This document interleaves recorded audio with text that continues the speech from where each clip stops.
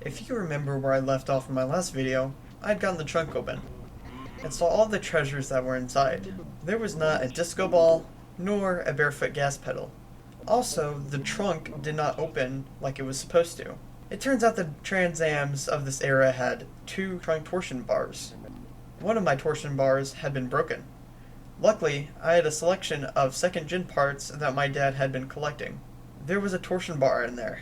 The used torsion bar was black, but nobody sees it anyways. I did not take a picture of the broken one, or the one that I put in, or document anything. There are videos on the internet of how to remove and replace these torsion bars safely, because it's quite difficult and very dangerous. I did not look at those. I just watched my dad do it, in probably the most dangerous way possible. He took a pair of vice grips, locking pliers if you don't want to play royalties, and used those to grab the torsion bar.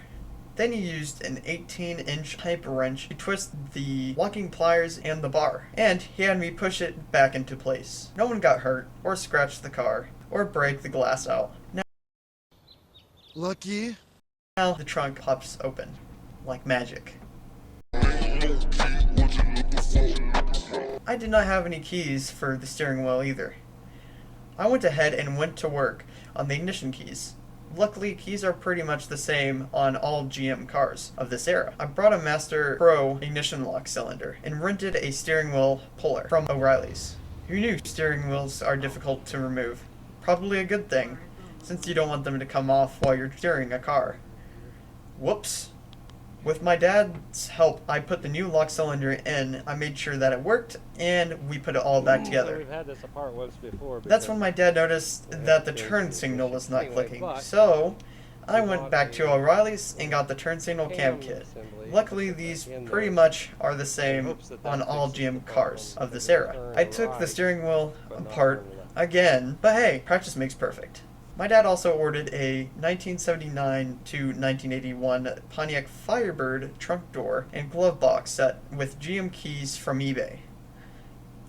I went ahead and put the trunk lock cylinder in so I could stop using a screwdriver to open it. I will leave the door and glove box cylinders out until later when I need them. Hopefully I don't lose them.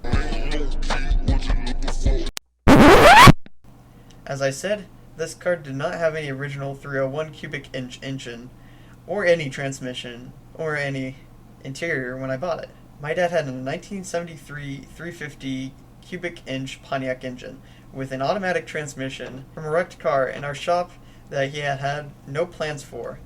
It had been sitting there for a couple of years. He figured that we could use the motor just to get the car moving.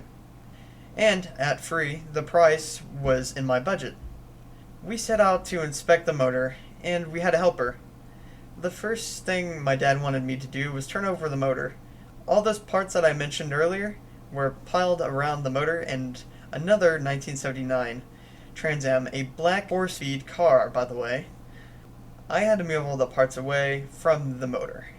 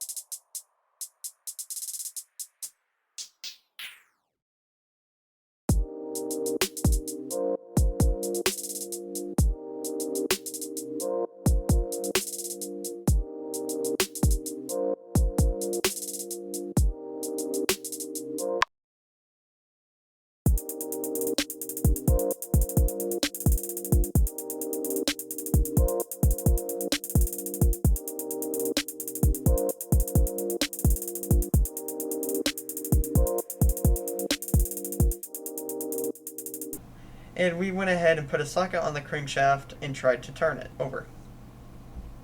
Unfortunately, the motor would not turn at all. Again, my dad was surprised.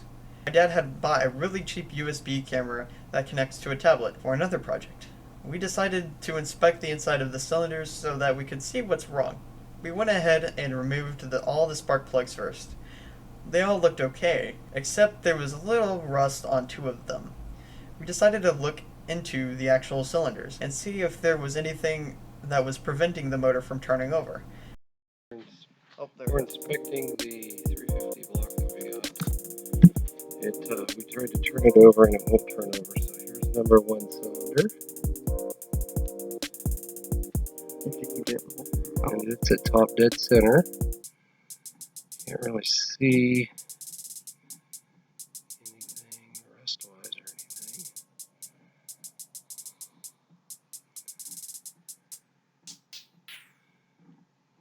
It's our cheap USB camera we got off the internet. We're going on to number 2. All the plugs looked really good on this, but it will not turn. Ew. That's not good. Too much rust. So it's got rust in the number 2 cylinder walls. That's probably why we aren't able to turn over, so we'll probably put some Marble Mystery Oil in this and see if it helps. And this is number, I'm sorry, that wasn't 2, that was 3. This one's 5. And we got just a small amount on 5. Not too bad. Is that the top? Not really. You top? Yeah, even a small amount's bad. On to number. This is 7.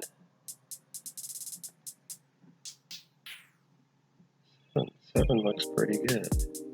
So all these sides are uneven and the other sides are even. There's a little bit of rust up on the top of the ring there. A little bit of wear on this motor, obviously. Not looking too It bad. is a 1973 Pontiac 350. Now we're going to go look at the other side. So we're going to pause the video. Yeah. Started. Okay, so did you pause? Yeah. Okay, so now we're going to go into 2. What would be the passenger side of the car? We're in the car. Number 2. Does not look too bad.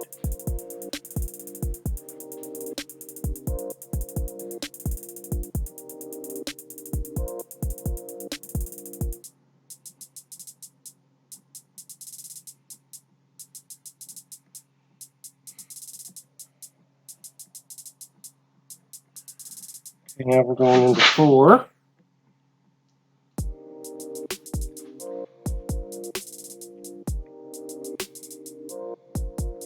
Yeah. Some rust right there to the left. A bit of rust on the wall there too. It's pretty bad. So far, 3 and 4 are pretty. A lot of rust on them. Now we'll go into. What is it? I think this one would actually be 4 because the next one would be 6.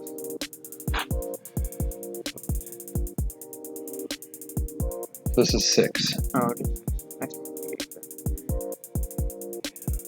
This one. Some rust on the piston. I think it's this one, right? Yeah, I think so.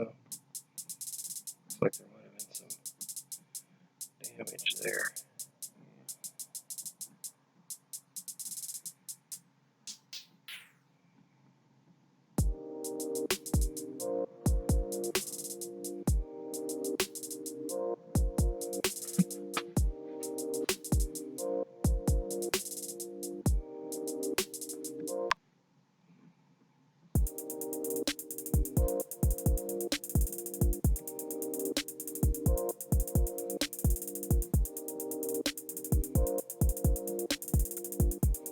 Just on top of the piston. Of course, we don't know what is below the skirt. The skirt of the piston is down from the top of it. And now 8. The final piston. kind of hard to get to. Got the strap in the way. There's the valve reliefs on the top of the piston.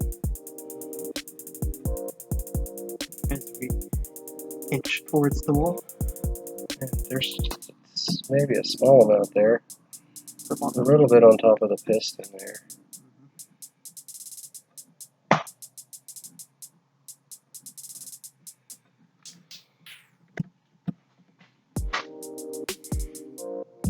We found some rust on the walls, and we went ahead and dumped some Marvel Mystery into the cylinders.